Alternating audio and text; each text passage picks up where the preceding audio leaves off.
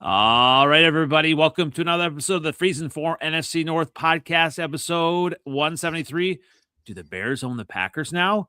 Ranking division quarterbacks plus 2025 Bears and Packers season reviews. You know, our division is officially done, but we're never done. We're always here. We're always ready to talk NFC North and football, and welcoming in as you know. Frequently. You've been quite frequent, Miles. So where can everyone find you as we get started? No, I always love jumping on here with you fellas. You guys can find me on the Pack Weekly Pod every Monday night, streaming live, talking Pack, sticking to football, not getting distracted with all the BS that goes on. And, we'll get some things sorted out here tonight about this ownership question. I think we're going to get that all nice and squared away. But, yeah, you can find me in Titletown. That's where we still reside. Well, definitely appreciate you coming on. Like and subscribe. Lots of great stuff. If you have to look at Packer stuff, he's definitely one of the go-to sources, especially as drafts coming up. I'm looking forward to all that stuff as well. Always glad to have our Viking contingent on. We've this year it's been steady, and thanks to Dre and others as well. Dre, where can everyone find you as we get started?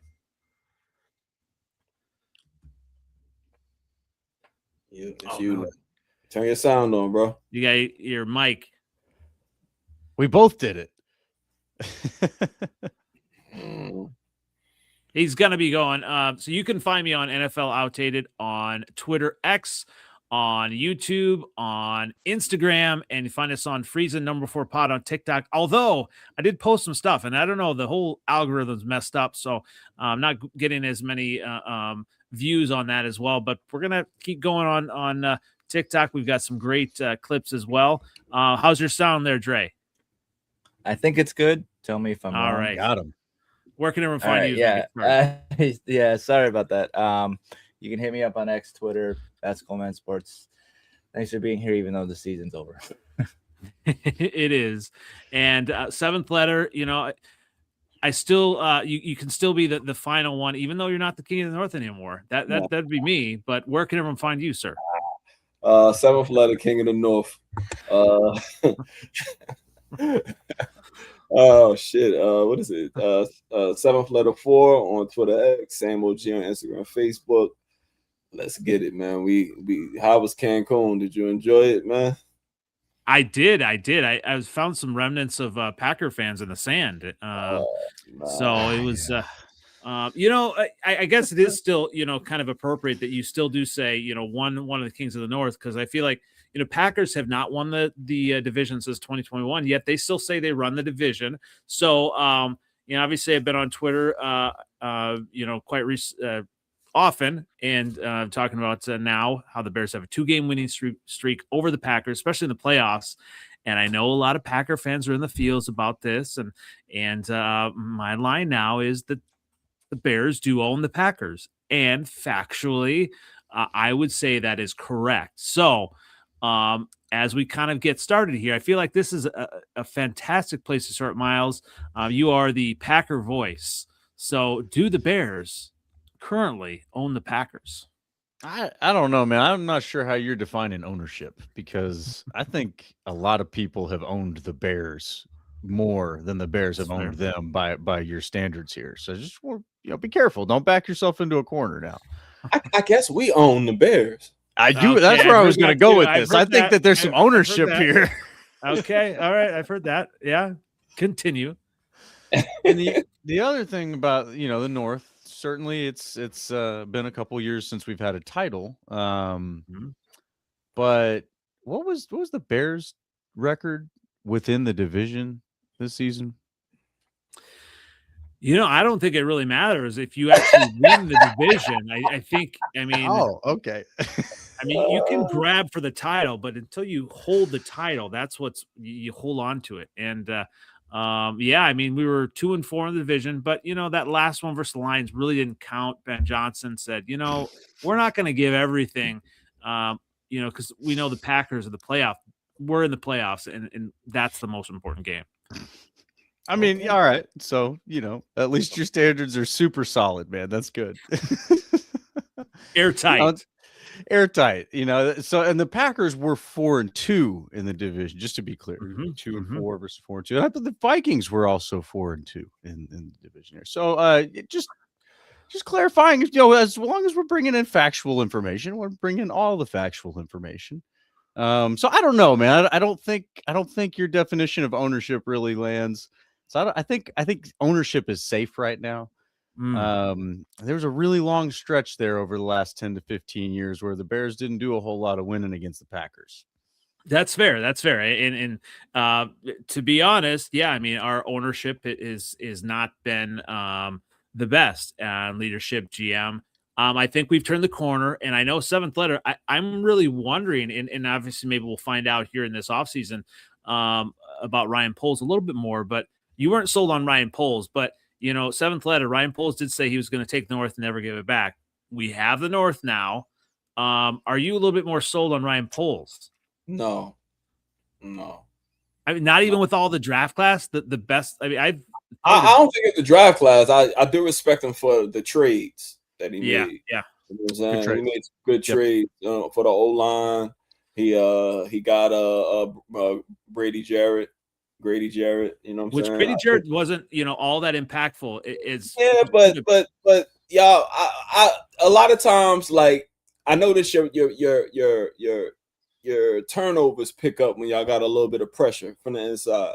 So I mean, although the numbers didn't really stack up and you can run on y'all, like, I think like he did have a bit of a presence in the middle. You know what I'm saying? He was better than what y'all had there. For sure. So I think like y'all have a good team. I'm gonna be the one to tell you all the time. Y'all should blow out as many turnovers as y'all had. Y'all should have had way more blowouts. Y'all got enough on offense. You got an O-line. If your quarterback hits some layups, you'll be all right. He got the number one pick. You know what I'm saying? He had a lot of picks. He had a lot of money.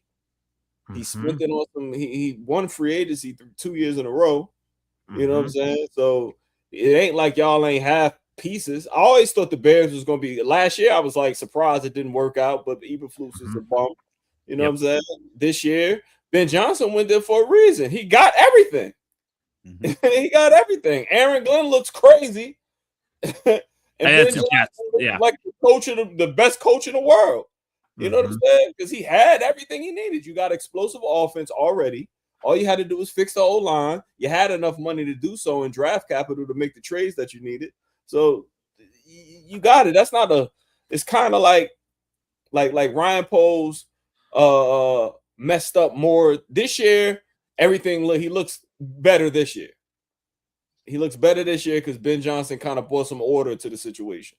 But before that, he looked crazy. He should have been fired Eberflus. He should absolutely. A lot of the free agency that he picked up before, they all was bums. All of them. But this year, he looked like a fucking superhero because you got a real coach now. So hopefully he'll be all right. No, I don't think he's easy. I don't think he's good still. I don't. Well, here's an interesting thing too. Obviously, bringing the Vikings in here.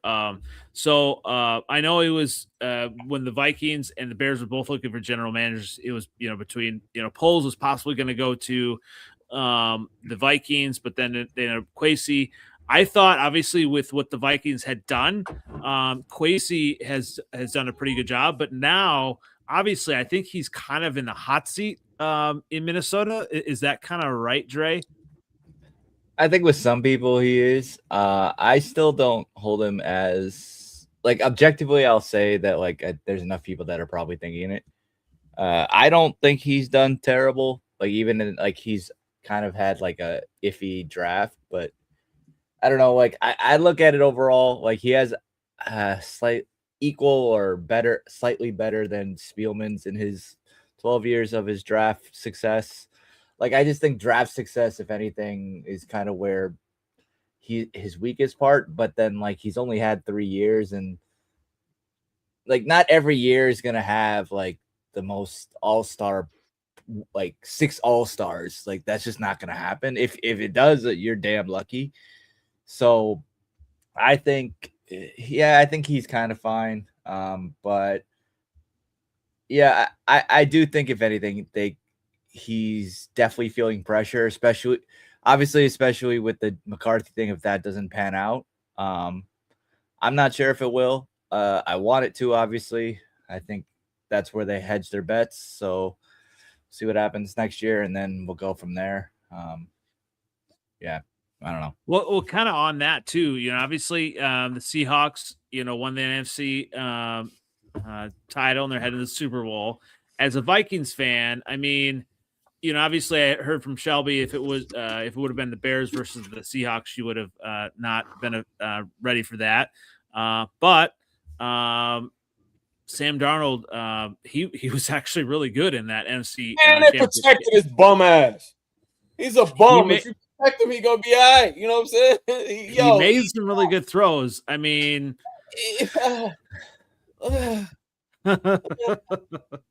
Matthew Stafford made some really good throws. He was outplayed by Darnold. Oh, God. I mean, yeah, it's one of those things Dre, you can't get too upset about because it is what it is.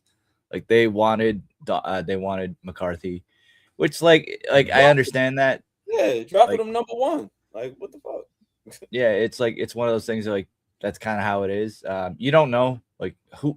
The thing is that we don't you don't know because honestly, last year Darnold kind of screwed up some of the bigger games, and so are you gonna pay him a lot of money based off of everything? I mean, to arguably be a backup, I don't think he wanted that. I don't think we wanted to pay him that type of money. So I mean, I'm not upset about it. I will never root for the Patriots outside of maybe in the AFC Championship. I cannot root for Sean Payton. So I will root. I rooted for them for that, but that was it. But I am not rooting for it. And I have nothing really against Sam Darnold really at all. So I think that I hope he does well. And if he wins, that's good for them. Well, I have, a thing here, Miles, and it's going to be some heat on him. It's going to be some heat on him in the Super Bowl. So we'll see. There is Patriots defense. They'll get after him. They will. Obviously, Miles, the Packers were rooting for the Rams to beat the Bears, and because of Devontae, and obviously, to end the Bears season. I would say the Packers have a rooting interest in this Super Bowl.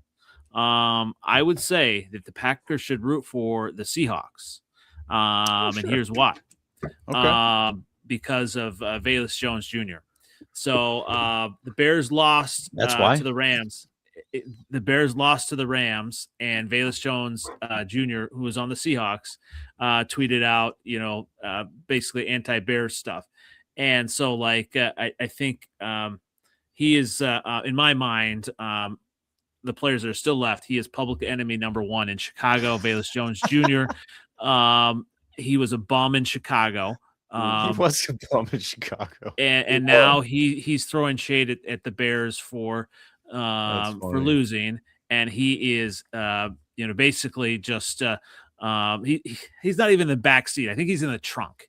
So Miles, do you buy my rooting for the Packers? Fans should be rooting for the Seahawks. I'm at this point where yes, I don't know if it's because I'm supporting Velus Jones Jr., even though I do love it when guys play like dog crap for the Bears. There's something about it that just makes me feel good. It makes me want to support that guy. I was a big fan of Jay Cutler, by the way. I bet you were. But no, I mean, we're at that point where it's just I'd rather root for the NFC than the AFC.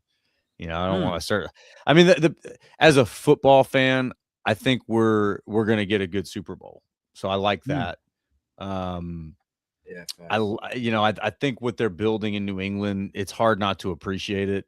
Yeah, it's you get rid of the Chiefs just to. What's that? They spent all that money. Well, yeah, I mean, but it worked. There's plenty of examples of teams that spend all that money, it doesn't work. So you gotta admire that they were able to get back there after the full reset and really terrible couple teams. I'm not rooting for them. It is kind of comical that you go from, you know, the Chiefs being somewhat of a dynasty now back to the other dynasty. If you're anything else besides a Chiefs or a Patriots fan in the AFC, it's just it's a rough time for you. But yeah, it's not really anybody that went into the playoffs this year could have went to the Super Bowl. Yeah, all a bit after Josh Allen left. It's like ain't nobody else to beat. He beat a backup. You know what I'm saying? Yeah, I mean, it's not like what they did was all that impressive. But you know, it's at the same time, you know, they did it. They're back, and a Super Bowl is a Super Bowl. Yeah, exactly. You know, you got there. You know, it is what it is. But I am interested to see how it looks. I don't think that the Seahawks will blow the Patriots out. I've heard a lot of that the Seahawks are just going to beat the brakes off them. I think it's going to be a good game. I do, but either. Yeah, I don't know. I'm not like rooting for anything. I was rooting for a good game, I guess. I don't like the Seahawks. I don't have anybody on the Seahawks that I want to root for. So, yeah, I think that's what it comes down to for me is but I do want to say about, as far as Sam Darnold leaving the Vikings, it's almost, I want to say admirable the way the Vikings fans are handling it. Because Packers fans would be burning front office down. Like a lot of fans can't let it go that Goot. Well, I'm sure there's got to be some. There's plenty out there, but there's a ton of Packers fans that still won't let it go that Goot missed out on JSN. And it's like, guys, it's one pick. He's not going to be 100%. None of them are. Let it go. But heaven forbid the guy should miss on anything. So yeah, if that would happen, the front office would be burning at 1265 Lombardi Avenue. The Packers draft relatively well. Oh yeah. No, we've had some bad misses. There's some misses that you're like, dang, that sucks. Like you missed on Creed Humphreys. To me, it's not missing JSN. It was missing out on Christian Gonzalez. That was the same. Yep. I don't care about JSN. Christian Gonzalez is the one you should have been able to grab. There's a couple. That's the matchup to watch for in the Super Bowl. Yeah, right. And the Packers could have had one of those guys, both of them, but not both, either one of them. But anyway, there's some swings and misses, but largely the Vikings fans seem like they're okay with it. And I'm not here to throw shade, but I don't know that I would be, because I don't know how McCarthy's going to turn out. That's a whole different conversation, I guess. But just a little respect to you guys. You seem to, for the most part, be handling it pretty well. Yeah, I think Vikings fans, you get the Minnesota Nice, or the kind of like it's just kind of, I don't know, it's just not expecting to win as much, maybe. Dre? I don't know about that, but oh man. Well, let's I want to go back with the Packers review. Week one? Are we gonna go back to week one? Is that what's gonna happen? Okay. Well, let's do the Packers review. So, obviously, it's been interesting on Twitter with Packer fans, and you said kind of not letting things go. I mean, it's there's a few that just can't let this go about the losing to the Bears and how it went, and a lot of excuses about injuries, and it's just if we had this, we had that, and so obviously the season didn't go how you wanted to, especially media, hyped up the Packers as they always do in August. They always say, "Oh, Super Bowl, dark horse." Like I said, come on, man. The way that we won those first two games, that wasn't just media hype. That's fair. So obviously, you had a lot of the hope and hype, especially you got Micah Parsons and all that, and then it kind of went downhill. So talk about obviously the postmortem for the 2025 Packers season, and then maybe even some particular positions that they may need to address in the offseason. For sure. I think the biggest issue, and I don't think it's a secret, most Packers fans are circling around it. Some of them can put their finger on it, but it's culture, right? I mean, That's my biggest bone to pick with this team. They've had talent. And you said it, seventh letter. Anybody in the playoffs could have gotten to the Super Bowl and probably won it this year. It just, somebody's got to win those games and somebody's got to lose them. But I don't think it's a talent issue that the Packers have that's keeping them out of the big games, you know. And that's where I'll be the first to say that my knee-jerk reactions to most of these decisions that have happened since the end of the season has not been good, right? I was not a fan of LaFleur after that game. The statistics about fourth quarter collapses that they had this season are just disgusting. It's the only way to put it. And I have to default to, look, I believe these are intelligent people in this room or in this building. You know, like Ed Policy, the president, he's not just some dummy that found his way into the role. He's got to see the problems. He's got to believe there's a solution to them. There's no way they're just looking at that and going, yep, let's just run it back, guys. I really dig how that went. You know, like there's problems there. You got to solve them. I think fans have a version that we believe is a solution. And then, you know, the people in the room that have all the information, they can have a different version of a solution. So Matt LaFleur hangs around. I'm not entirely against that. I think, you know, at first, you know, like I said, my impulse was, oh, that's not good. I think you can fix your problems with Matt LaFleur in the building. Last season, 2024 season, you had more of an attitude in the defensive room and with Anthony Campanelli and, you know, then that leaves and you can kind of see the difference there. They need an attitude, and it doesn't have to come from the head coach. It helps when it comes from the head coach, see Dan Campbell, but it doesn't have to come from the head coach. So I do think that they've actually today addressed a little bit of that issue. We'll get to that. So that being said, I wasn't real happy with the defensive coordinator initially either, right? When the video clips we have of this guy are him asking a room full of NFL athletes if they took the bus to work today. Like, that's as dumb as the Eberflus hits thing. Like, that was just, you got to be kidding me, dude. You just, and swing and miss, right? You know, Liam Cohen, he came out, he looked like a total dork when he signed with the Jags last year. Duval, you know, and he turns out he's kind of a gangster, man. Like, he turns that squad around. So, you know, you can be kind of a dork or a dweeb in some of these little clips and get caught at the wrong time. I'm willing to accept that. I did some digging on Jonathan Gannon and found some great endorsements. There are people that think that he's the guy that, you know, it's like, all right, cool. I'm willing to hear that. Players play for him. That's good. That's what I want to hear. You know, and then today they bring in the assistant from Buffalo. His name is escaping me. But he's going to be the passing game coordinator and defensive backs coach.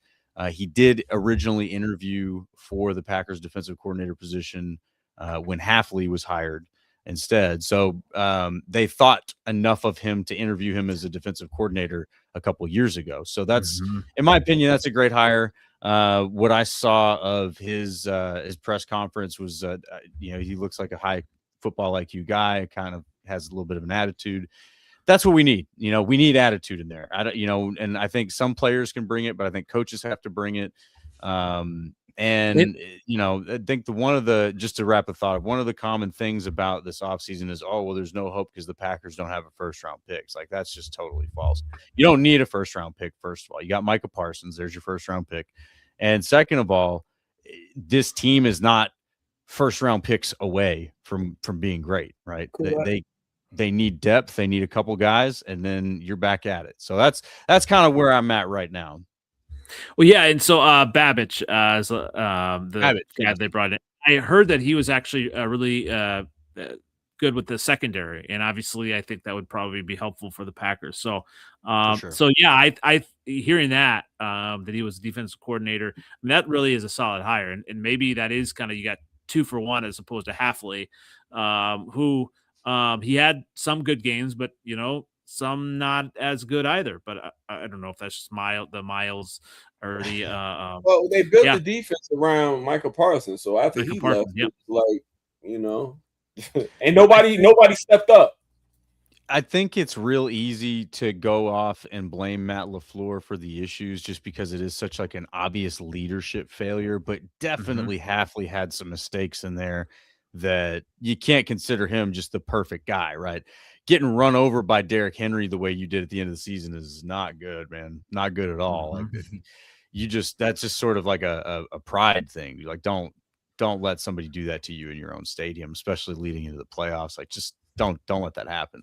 So yeah, I mean, you've got to be willing to be wrong, right? Like, it's easy to take a few clips of information and assume you know everything. I'm willing to say I overreacted and be wrong. I hope for the best. I gotta believe and I trust these guys to solve these problems. So that being said, the positions that they're looking at for 2026, I think it's pretty simple. I think you need interior D line, you need cornerbacks, and you need more O-line depth. And the good news there is the GM is good after round one at adding to those groups. So we've seen that. He's not great, not perfect. Nobody is, but that is something that we can believe he can do well, right? What I'd like to see is the approach that they used in 2024 for the safety room when they went off and they signed Xavier McKinney, which I don't think you've got a Xavier McKinney cornerback in this free agency class, but you went out and you got your veteran Xavier McKinney, and then they threw, I think it was 3 or 4 draft picks at the safety room. And that's when you got Bullard, you got Evan Williams, you got Oladapo, who's been good on special teams and good depth. And I think there was even another guy or two that they got an undrafted free agent. So that they solved that problem. The safety room was a liability before that. And man, solution done. There it is. They need the same approach with the corner room. I don't think you need that much attention on any of the other positions. I think 1 or 2 draft picks on the D line will really help. 1 or 2 draft picks in the O line will really help. Hopefully they dip into free agency for a guy or two. It doesn't need to be a splash. I think they need depth, man. The story of the year, and guys can roll their eyes at it, but it's injuries. And it's not that just for the Packers, it's for a lot of teams. Look at the 49ers. They managed it better than the Packers did.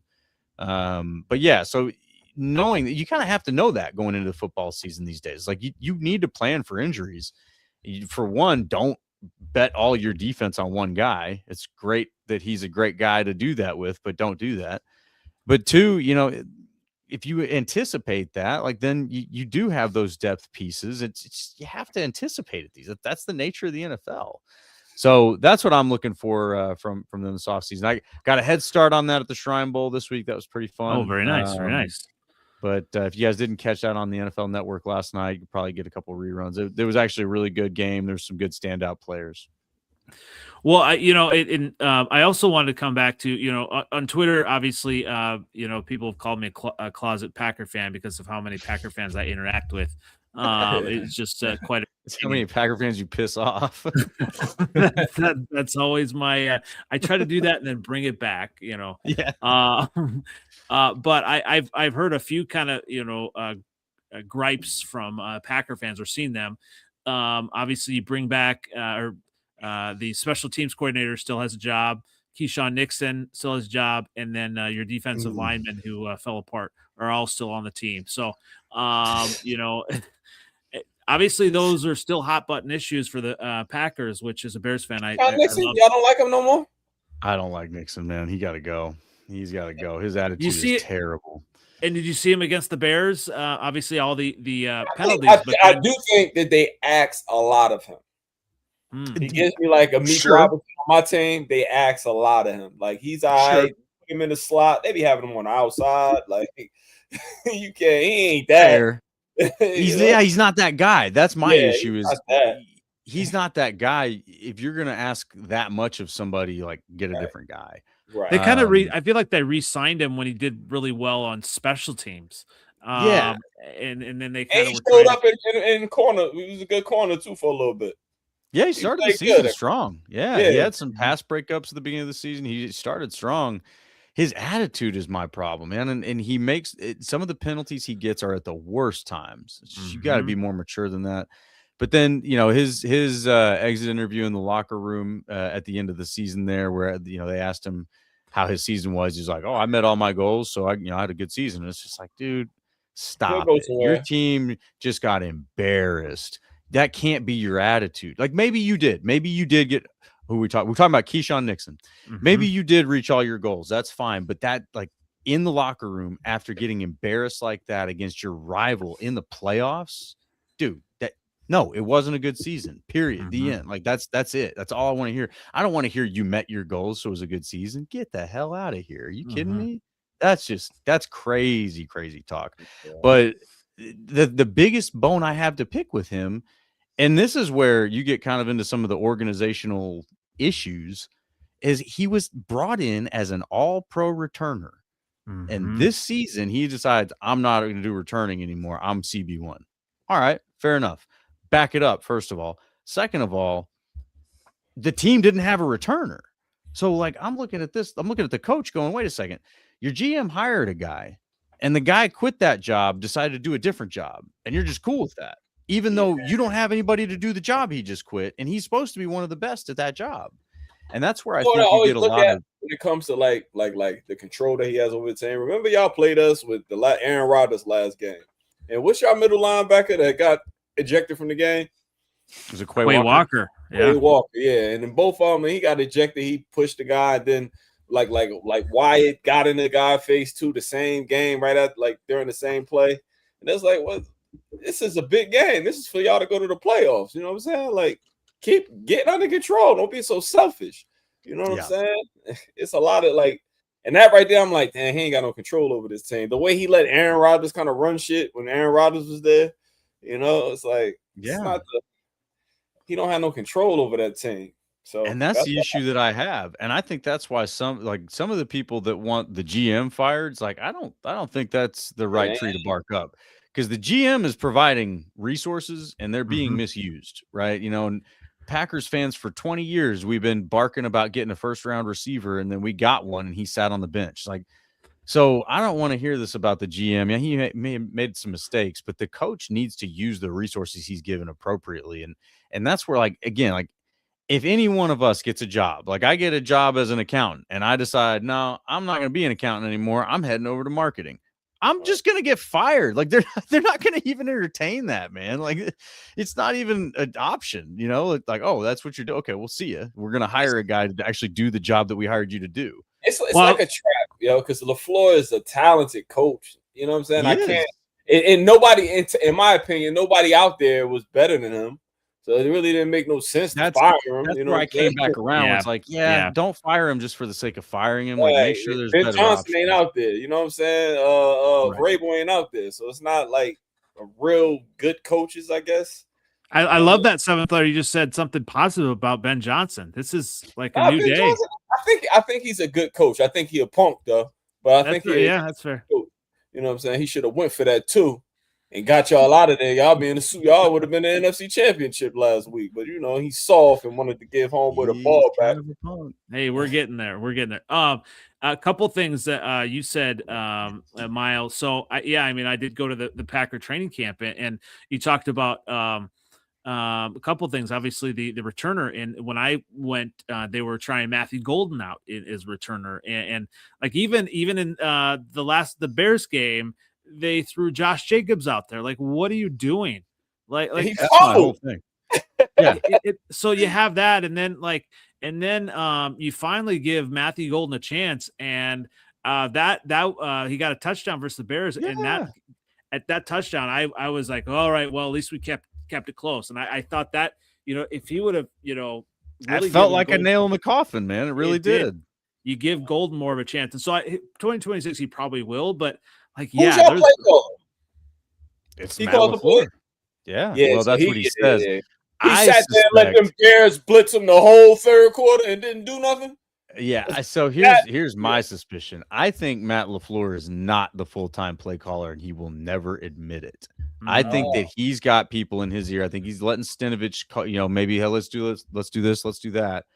I don't think that he's full-time play caller, and I think that's why it's so polarizing, where there's some brilliant moments and there's some just dog crap moments where you're just like, what was that?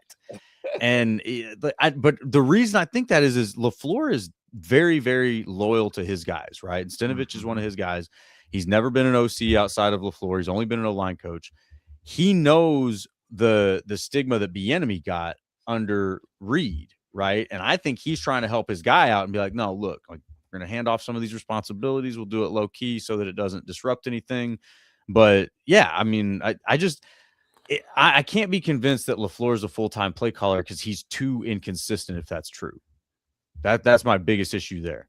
But and I do think that that's part of what's up for grabs still on the terms of his extension or his new deal, but that'll never get announced. But I do believe that they'll try to bring in a real offensive coordinator. And again, I don't think it'll be announced, but the play calling duties will probably be shared, something like that. And then just one comment about Bisaccia, because you brought him up, and he has definitely been one that the Packers fans would love to fire, me included. But I like to listen to players and former players, and especially in things they don't have to say. And so Mike Wall, former guard for the Packers for a long time, he's got a podcast. One thing he said about the situation, he said, look, I don't know really who's to blame, but if the issues have persisted beyond multiple coordinators, which is true now, it's probably not the coordinator. And that's where I'm willing to go, all right, well, let's assume it's not the coordinator then. Do I really want to get rid of one of the guys that around the league is regarded as one of the best? It's like, no, I mean, if he really is one of the best, I want that guy in the building. Maybe he can be responsible for changing whatever philosophy is in place that's hindering them. But that's where I'm even willing to have an open mind with him. But they got to do something about the special teams. I mean, it's responsible for keeping them out of the Super Bowl. I mean, I go back to the matchup against the Bucs when they got the punt blocked. It's just like, dude, there's too many special teams failures. They have to prioritize that. Absolutely. Well, let's move on to the NFC North champion Chicago Bears 2025 season review. Obviously, the season did not end, how I wanted, especially with, the way we were kind of moving and into field goal range or something to beat the Rams. But, overall, obviously I did say it was going to be an 11-6 in NFC North champion season. Not many people did. And so obviously, on Twitter, everyone's kind of saying, well, and I don't even want to give this. Okay, I will give this a little bit of traction here. Packer fans are calling Iceman Caleb Williams ice pick. So because of that last. I wish I would have thought of that. So I've heard that a couple times, and to me, I've also heard Packer fans talk about what they like about Caleb Williams is that he's fiery, he's in the huddle, and what I loved about the progression of Caleb Williams throughout the season, he became the leader and the fiery leader that we've never had. He's already objectively the best quarterback in Chicago Bears history, and it's something I've been waiting for. And so we have the coach. That's sad. What's I think it's still arguable, but yeah, it's definitely sad. Yeah, that's sad. I mean, who else we got? That's what I'm saying. Well, listen, Caleb's got 17 games in a regular season, so who else do we have? All right.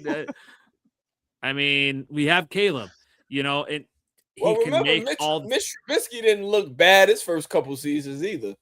Yeah, but he could flex Rex Grossman on me too, man. You bringing Rex Grossman up every now and then. I will never bring up.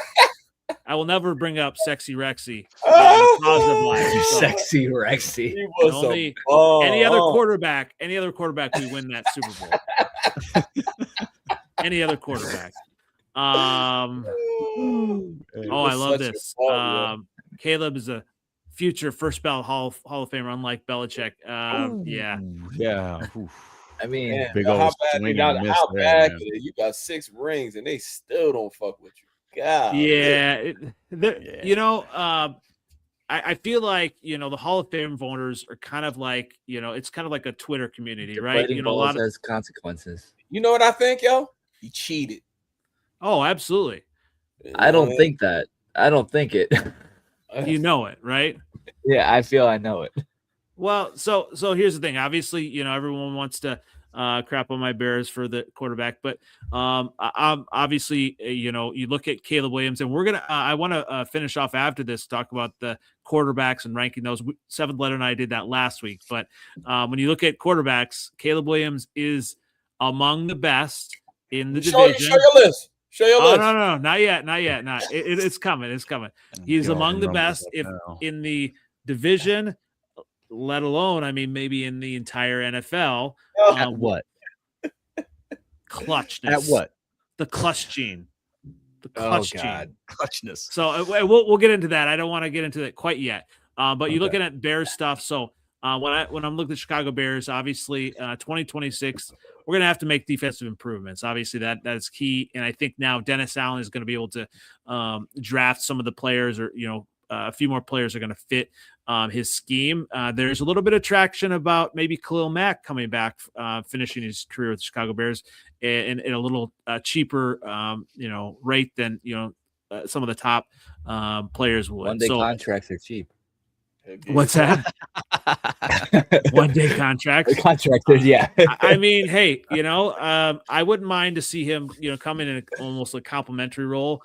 There's possibility that maybe the Bears go after Trey Hendrickson. He might be a better option as far as trading for somebody like Max Crosby. So that's going to be, on the horizon. Linebacker depth is important. We could cut Tremaine Edmonds. I know you're not a fan of him, seventh letter. Not really. Obviously, Bears projected cap salary cap management is going to be important. We only have about $5.9 million in space right now. But I believe, we're kind of around the same where the Packers and the Lions, we're all kind of pretty close, I believe, from what I've heard. So, free agent decisions, the Bears are going to have to go and focus on safety. Jaquan Brisker is probably no longer going to be with the Bears. I think it probably Bayard at a cheaper rate. So we'll kind of see. Andrew Billings was important for that defense. I think he was the best player on your defense. Y'all better pay him. Yep. So I think that, and obviously, hopefully, everything kind of, works out with that. And we may also draft an edge as well. It's a relatively deep draft class. Obviously, Miles, you can talk a little bit about that. But I think, right now, defense is going to be a focus. But, look at the 2025 season. It was a success. Caleb answered a lot of questions. Obviously, he still has a few more, right? And I'm good with that. A second-year quarterback under a first-year coach. A lot of questions were answered for the Bears. A lot of room for improvement, yet we still won. So, me, I've always got comebacks on Twitter. So I think as the reigning kings of the North, we've got a stranglehold on the what? A stranglehold on the rivalry with the Packers, which I enjoy. Okay, I'll give you that. All right. 2 straight wins. I mean, that's undeniable. That did happen. Okay. So you look at it. Quit. Packers lost them 2 games, yo. Packers bugged the fuck out. They all matter of perspective. It is. They beat y'all. They beat y'all. I don't know what happened, yo. Underrated need for the Bears, pass covering and sure tackling linebacker. All right, so obviously, pass covering, sure tackling linebacker. So we're going to see kind of, and I believe CJ Gardner-Johnson, he tweeted that he's basically out from the Bears, which I'm good with. He was a good kind of fill in, but overall, no thanks. So I don't necessarily want him on the 2026 Chicago Bears. We're going to see about DeAndre Swift. He had a career year with the Chicago Bears. And he played good for y'all, didn't he? What's that? He played good for y'all, didn't he? He did. And so I liked him. Obviously, Monangai was a steal. He played good too. Yeah. And so the question is going to be, obviously, do we go with Swift or I think Travis Etienne might be an option. So there's going to be a lot in the mix there, when you look at the Chicago Bears.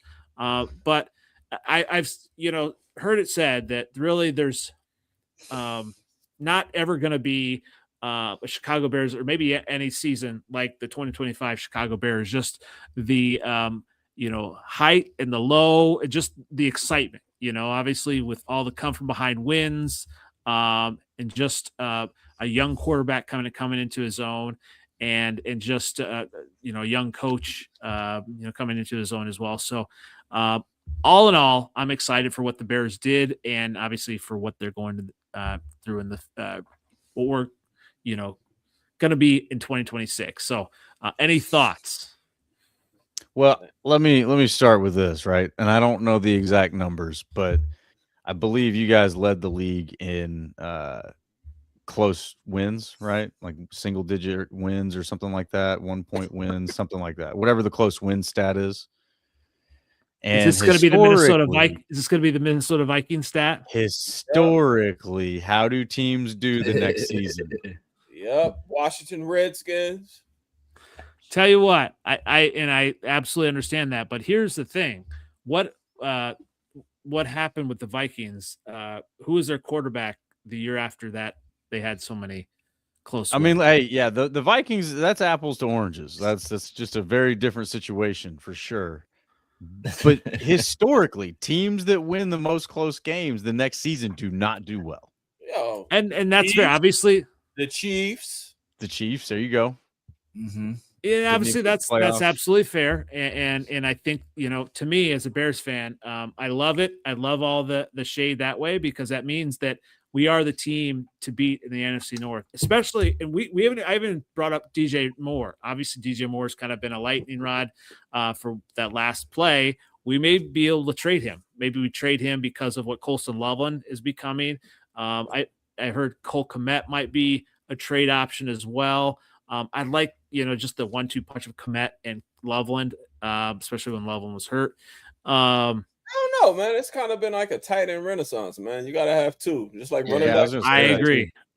So true. Yeah. So I want to keep both of them. DJ Moore, obviously he was clutch, but you have Jade Walker. He was really kind of coming on as undrafted, rookie. And I like, if we have him and maybe draft another or pick up another, wide receiver, and maybe you get a 4th round pick for DJ Moore or something like that. You're not going to get a whole heck of a lot, but if we get something like that and continue to add and get younger, and you look at DJ Moore's contract, I mean, obviously it's huge. He's just starting a new one here in 2026. I mean, going to make I think $28 million.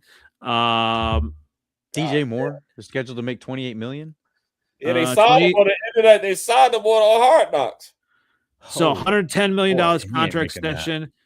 2026 starts in 2026. That spans 4 years and is $28.5 million salary cap hit. It's the largest on the roster next season. So if you're gonna, no way. Yeah, it's huge. It's burden, man. It's huge. You can't pay that guy $28 million next year. That's crazy. Yeah. I agree. And he was kind of the heart and soul, I think, of the 2025 Bears. Made some solid catches, just a great veteran, but you can't pay him, when you have so many other. What was that? Are you serious? Miles' reaction to that statement. What was? I thought you were kidding. You serious about that? You think he was the heart and soul of your offense? Oh, absolutely. Not at all. But who did you think I was going to say? Oh, I mean, certainly not the guy that half of your fans are blaming for the end of your season. I mean, his attitude has been consistently terrible.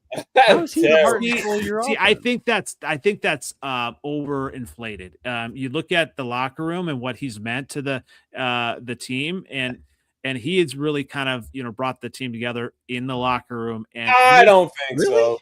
Even in that Rams game, he made a solid catch prior to that last one. So are there reports about this or players saying this? Like, you're not just watching this and believing that, right? I am. I'm hearing it from Chicago Bears reporters, and obviously there have been some issues in the past, but I think now when I say that, I don't 100% believe. I think it may be 50-50 that he's going to be a Bear in 2026. I think he's got a 10% chance of being a Bear next season.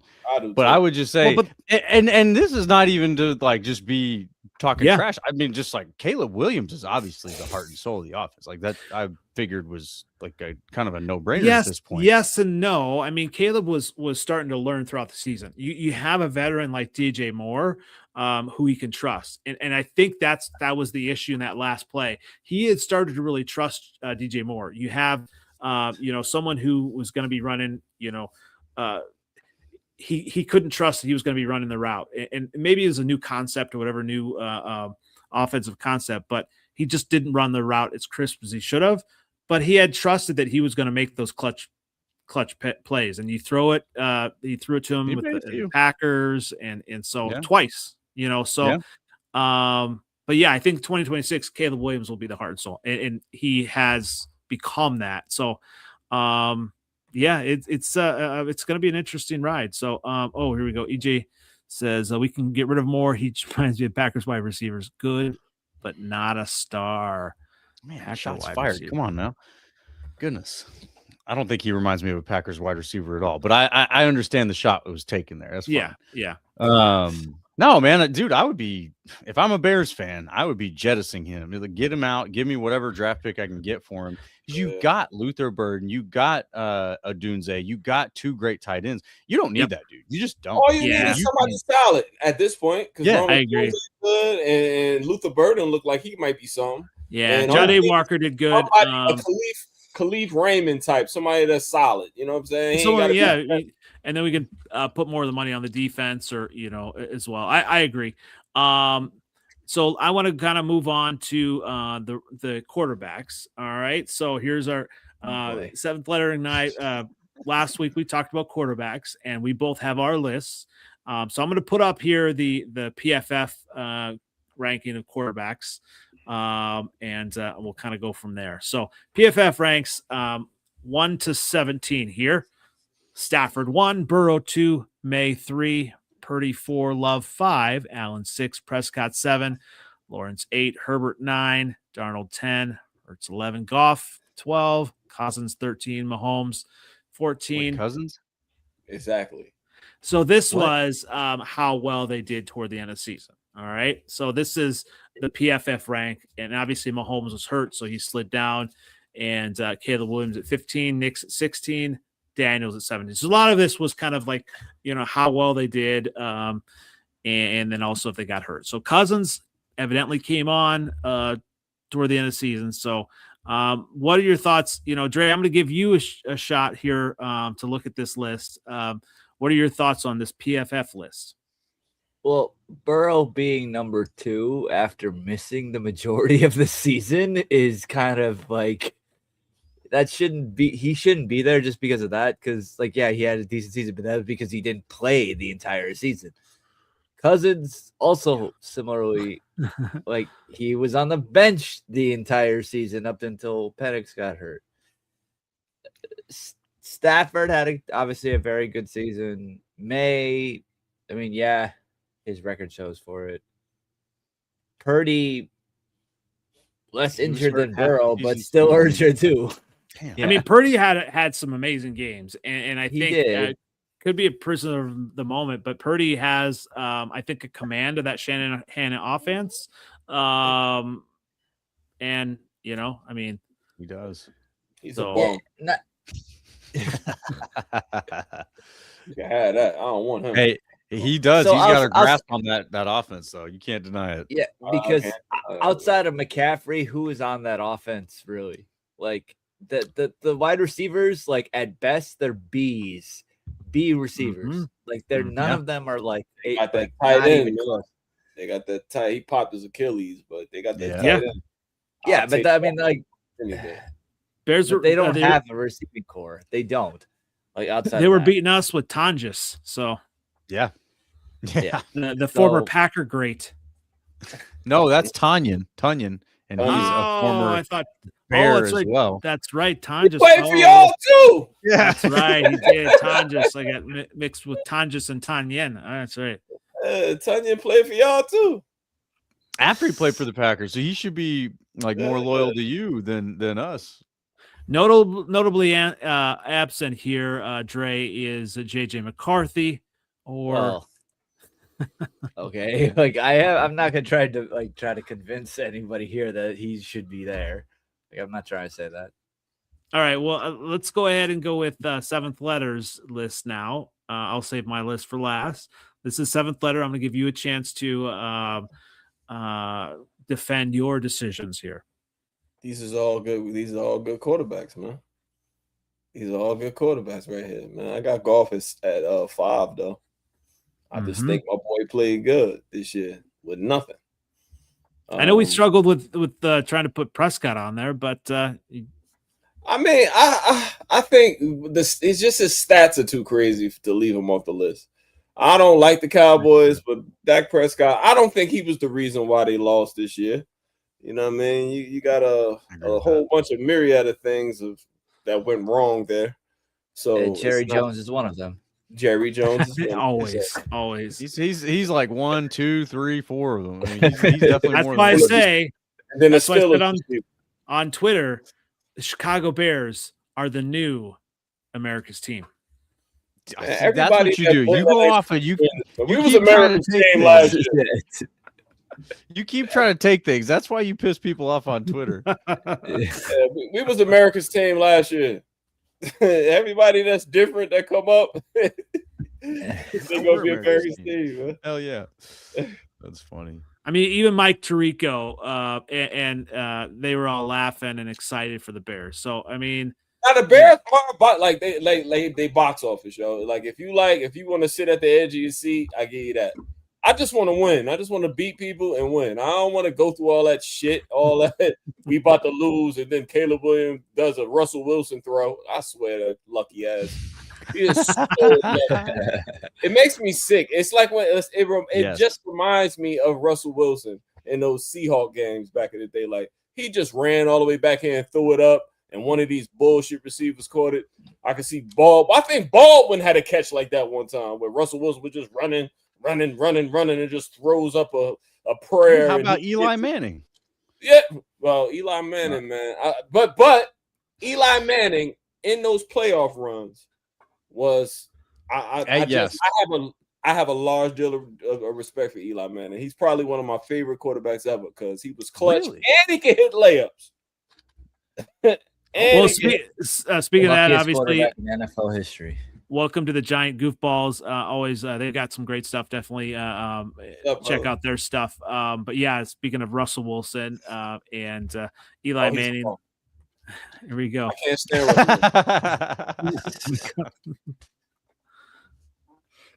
That's pretty good. Yeah, that's pretty good. All right. Yes, I die when I lose. When I lose, I die. I pass away for 7 days. And then on Sunday, I rise with hope again to be risen from the dead. And when I am risen from the dead, I'm happy again. I was in the doghouse for a whole 3 weeks. I know that's why I enjoy it. It's more fun when you're like more excited. So losing because to the Vikings can do that too.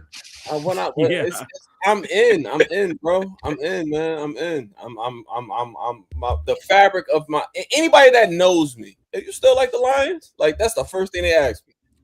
Like that. I've been a Lions fan since I was in grade school. That's fair. It's respectable for sure. And as long as y'all have Dan Campbell, you got a shot. Yo, all my ex-girlfriends say I root for the Lions. All of them. All of them. Eli without elite. There you go. I like Eli. I'm telling you, I just do. I just do.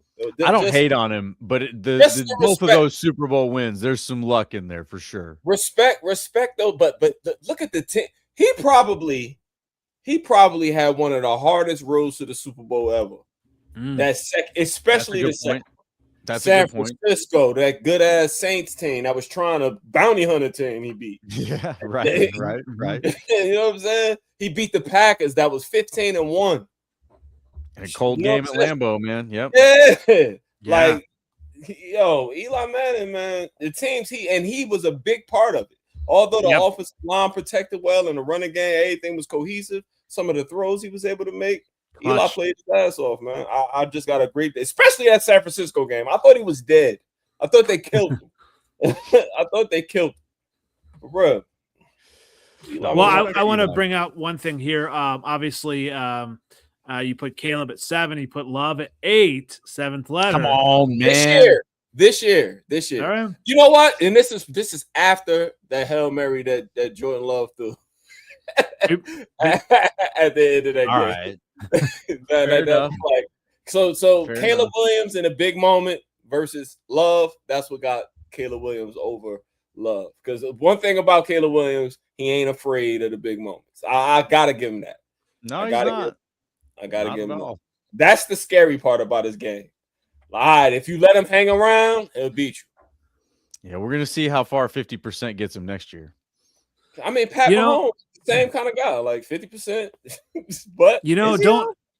He's I didn't. Okay. Hey. Seventh letter. Don't let Commanders fans, Washington fans, Daniels like. I have a lot of Commanders fans in my mentions trying to say how good Daniels is. Obviously, the greatest ability is availability. He's pretty tiny. We'll see how he goes, but I mean, he's talented. So number 10, you have him number 10. I got him at number 10 because he was hurt this year and he didn't look that good. But I believe him from the year before last. You know what I'm saying? Like I think that he's a really good quarterback, and he carried a team as a rookie. They didn't have nobody. Jordan, Eckler at running back. I mean, they did have Scary Terry. That's 1.58 one guy. Yeah. He's good though, but yeah, he's tiny. Speaking of good, let's go ahead and look at my list. We'll kind of end with this. All right, I have this is now kind of going forward. Obviously, now once Mahomes is fully healthy, I'm not sure when he will be, but Mahomes, he's won Super Bowl, so I have him number 1. Stafford, the way he's been playing. If he plays next year, it'll be interesting. Maybe he retires. Maybe not. 2. Nah, he said he's coming back. Is he coming back? All right. Yeah, he'll be back. I mean, ask you guys, where your defense coordinator got a head coaching job? Halfley? Yeah, he's down. He's with the Dolphins. Miami Dolphins. Okay. Yep. So I have Burrow at 3, Allen at 4, Caleb Williams at 5. You see how he tripped? Drake May at 6, Purdy 7, Love at 8 as well. Lamar Jackson, which 7 letters does not like. Goff at 10, Herbert, Prescott, Hurts, Daniels, Lawrence, Nick. So I went a little bit further. All right, eviscerate me. Well, I'll tell you what. I'm not ever hearing Jordan Love's mid again because you just called him a top 10 quarterback. Oh, shots fired. Not hearing that anymore. Yeah. Well done. All right. I mean, yeah, that's fair. That's fair. That was you. You did that. I did. I did. Yeah. Yes. But hey, I'll say that. For your Caleb Williams bias, this isn't terrible. This isn't bad. Now I don't think Caleb Williams is in the top 10 yet, but I think he's close. And for me, it does come down to the completion percentage. I gotta keep beating you up on that. But you can see it in these games, and I know y'all saw it in the game against the Packers before the miraculous stuff at the end. He was missing some. Just missing. Yeah, that's what he's doing. Missing. Yes and no. Right. Absolutely. But yes, there's drops, but he misses a lot. And some of them are bad. Some of them are bad. And that's the cool thing about it. Obviously, we were winning with that, and with him still trying to get to know the offense. Fair enough. In that Rams game, I mean, he was, if you look at it, he was in command of the offense. And a lot of it was the drops. And his 7th letter maybe said he threw it too hard. All right. So, but there were a ton of drops. And so there's obviously room for improvement. But, many in the media have said that Caleb Williams is a different quarterback. He is one of the first quarterbacks that you look at percentages and it doesn't matter. Right. It doesn't matter because when he needs to, he's going to make the throw. Because you're winning. Let's put a pin in this conversation. I'll see you this time next year. We'll talk about it. What if he do what he did against the Rams? You know what I mean? Like, what if he do what he did against the Rams and throw a pick at the end? Then it ain't all you just because you're winning. No. So I still, and obviously it was an interception, but I love the pass. Here's why. He was decisive. He wasn't Jordan Love kind of trying to wave people on. He was decisive. He knew what he wanted to do. He knew he was going to DJ Moore. He was going to trust him. He probably, should have checked down and lived to fight another day. But he was decisive. And it wasn't kind of like, well, I'm not sure what I'm going to do. And I want a quarterback that in the moment is going to be decisive because then the other players are going to follow them, right? And so, and even you have to look at this, Miles, as well. Jordan Love, he's just not he's not going to be that fiery guy.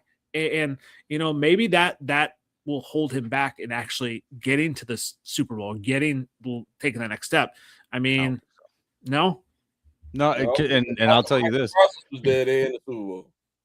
The thing, one of my favorite things about Aaron Rodgers in his prime is he was not a fiery guy. He was just as like level as could be. Like you see, like they do those, shots of these guys' faces when they're rolling out, right? And they're, rolling out of the pocket. His face was just straight, right? Just collected, just not like fired up at all. Like you can tell he's just processing, dialing, and going. And like that, I want that more than I want the guy that Caleb Williams is. And that's not to say that working, because again, the results are there. You guys won games. You won a playoff game. You won the game. So it's not to say that that's not working for him, but I'm okay with Jordan Love not being that guy. I actually prefer the dialed in, just completely composed quarterback that whether you're up by 40 or down by 40, he looks the same. So I know you're trying to throw shade here, but Aaron Rodgers is obviously Caleb Williams is his idol. All right. And in the moment out on the field, Caleb Williams is dialed in. Like he throws a touchdown pass. He's not, going to be rah-rah. But it's on the sideline when you're getting after your teammates to say, hey, we missed this assignment. We all could be better. Let's dial this in a little bit better. And that's a little bit different. Like you have someone who on the field is going to be like down and all that. And maybe that's what you saw last year with, him on the sideline kind of slumped over. And that's a lot of people want to kind of look at that. But that's when you have a coach that knows what he's doing, that changes everything. So, sure. All right. We did have one comment here. Where was Jackson Dart? I don't know, Jack. Where he belongs, not on any of these lists. Oh, what? He'll get there. He was a rookie. You're not cracking a top 15 as a rookie, man. Get out of here. He'll get Dre, there. we can't hear you, Dre. Who compared Caleb Williams to Curry? Like that is no. Just no. Pat Mahomes got that. Yeah. 100% no. Like, and that's not even disrespect to Caleb Williams. Like, that's not even no. Curry. We're not. Yeah, we're no. Already claimed that one. That he is Steph Curry for real. I mean, like you said, seventh letter. Caleb is box office, right? People want to watch. We're gonna be on. We're gonna be on prime time a ton this year. It's never over. It's never over with that guy. It's never over. If y'all close, it's not over. I'll take that. Because he got a strong arm, he extend plays, and when you're able to extend plays, that's a big play rate waiting to happen. And that's just. And next year, let's revisit that. Ooh, this guy's talking some trash, man. That Jackson Dart is going to knock Jordan Love. I think 2026 maybe make it or break it year for Jordan Love. You just called him a top 10 quarterback, man. We're not going back to this Jordan Love is mid conversation. I already told you that. No, he is absolutely one of the rising star quarterbacks in this league. And he's one of the best, yeah. He's got talent. That doesn't mean Jackson Dart can't be. You don't have it's just the talent. Like any quarterback that think about playing him, he gonna push that bitch down the field, and that's what make him scary. Jackson Dart did well versus the Bears, absolutely, and you have obviously if Scatterbo can stay healthy, the Giants they've got some options there, and obviously now with Harbaugh, right? Harbaugh they're gonna run that boy to death, man. They're gonna run that boy. They're gonna run that Scatterbo to death. I want a Scatterbo, by the way. One playoff. I love this. Any Packer shade. One playoff in 4 years, rising star. Oh yes, neighbors. Man. When was the last time the Giants had a playoff win? Right, 2022, I think. Yeah, versus the Vikings. Sorry, Greg. Versus the Vikings. Yes. I didn't even mean to come at you with that one, man. No, you're good. You're good. Tell you what, this has been a fun episode. Definitely appreciate everyone coming on. Dre, where can everyone find you as we close out? You can hit me up on X, Twitter. That's Coleman Sports. Love coming on and looking forward to, if anything, getting into the NFL draft at this point. So it's coming, absolutely coming. And speaking of that draft stuff, even that you're a Packer fan, you have a lot of great content that is non-Packer draft stuff. Definitely everyone follow Miles on X for all his draft stuff. And so where can everyone find you on X? I am on X. You guys find me at Pack Weekly Pod on X. You can also find me just at Miles Teddick, and you'll find me. Don't worry. But yeah, we scrolling on the bottom here too. So there it is. Yeah, look at that. We're all set up. You can find me there. But we got the Pack Weekly Pod every Monday night at 9:30 streaming live. In we're in the draft season now, so we're gonna be talking a lot of draft stuff. I welcome all these trash talkers here in the comments. Come tell me how bad Jordan Love's gonna be, and we'll talk about it. But yeah, this next Monday we're going to be diving more into Shrine Bowl and Senior Bowl stuff, and really starting to get a feel for kind of the big board, who's landing where. One thing to call out, it does look like the edge group is deep, man. It looks very deep. The top looks good. But a guy like Mason Rager out of Wisconsin, who just won the defensive MVP at the Shrine Bowl last night with 3 sacks, and I believe he had a forced fumble. Just wrecked the entire game. That guy he's like a day 3 projection right now. So you could find some day 1 impact guys. I don't know that he'll end up being a day 3. I think Mason Rager will probably make his way into day 2, but yeah, there's a lot to look at. So if you need edge players, it's a good year for that. But yeah, we'll be through the draft season, going through all the positions and breaking them down. All good stuff. Definitely like and subscribe there. You can find me on NFL Outdated on Twitter X, on YouTube, on Instagram, and find us on Freezin 4 Pod on TikTok. And definitely every Wednesday here, 9:30 CST. And rain or shine, 7th letter, you're always here as well. I appreciate that. Even when I tried to duck you last week, you still made me have a special show to bring me on. So he did duck me. Hell yeah. Keep him honest. It was a Viking centric show for a little bit. He played all his Viking friends on. They could kiss his ass. Bring that ass over here, man. I got my back. So where can everyone find you as we close out? Yeah, 7th letter 4, Twitter X, same OG on Facebook and Instagram. Pleasure to be with you guys. Stay warm. I saw a car slide and spin the other day. I ain't been to work since Friday.